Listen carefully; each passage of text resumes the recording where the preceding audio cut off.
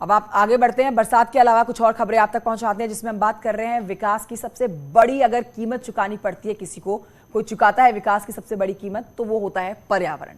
हम आपको बताएं कि कुछ ऐसा ही इन दोनों चाइना बॉर्डर के करीब मौजूद आदि कैलाश और ओम पर्वत में देखने को भी मिल रहा है, जहां पर सैलानी बड़ी संख्या में आ रहे हैं, लेकिन ग्लेशियरों के पास खतरा बढ़ गया है।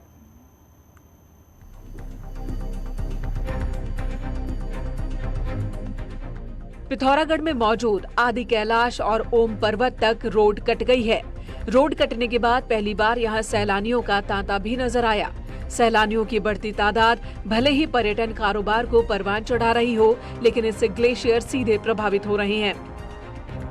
हालात ये हैं कि पार्वती ताल, ओम पर्वत और आदि कैलाश में सैलानियों ने पर्यावरण की जमकर धज्जियां उड़ा दी।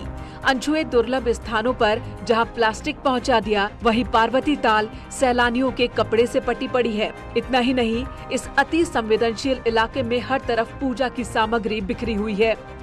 जहाँ का ग्लेशियर आदि कैलाश है या ओम पर्वत है, इन जगह पर को मानवीय जो गतिविधियां बढ़ी हैं और खासकर हमारे धार्मिक पर्यटन के लिए साथ साथ जो पूजा पाठ की सामग्री वहां पर छोड़ी जा रही है, वो हमारे ग्लेशियरों के लिए और हमारे पर्यावरण के लिए बहुत नुकसानदायक है।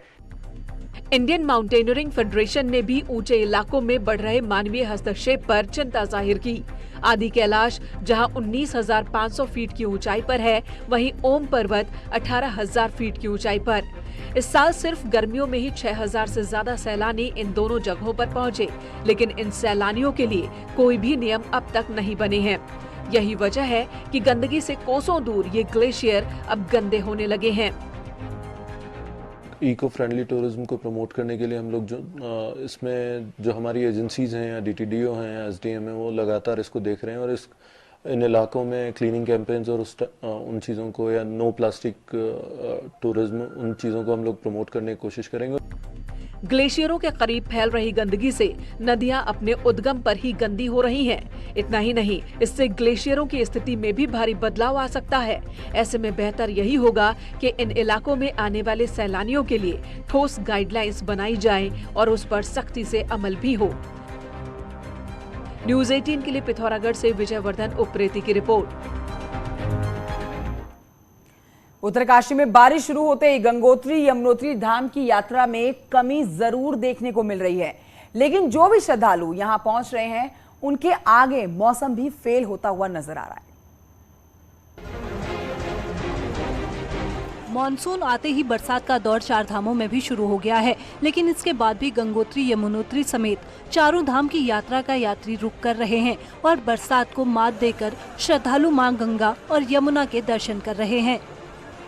हम अभी यमुनोत्री करके आ गए, अभी गंगोत्री जा रहे।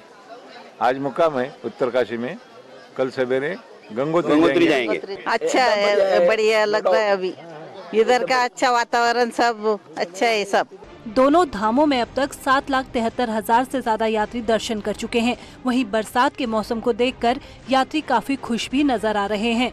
बारिश भी शुरू हो गई, बारिश का मौसम बहुत अच्छा है यहाँ पे और काफी सुहावना मौसम अच्छा लग रहा है यहाँ पे। यात्रा, पैदल यात्रा बहुत ही अच्छी रही, मौसम भी बहुत अच्छा था और माता जी की सुंदर मूर्ति के दर्शन करके हमारी यात्रा बिल्कुल सफल हो गई।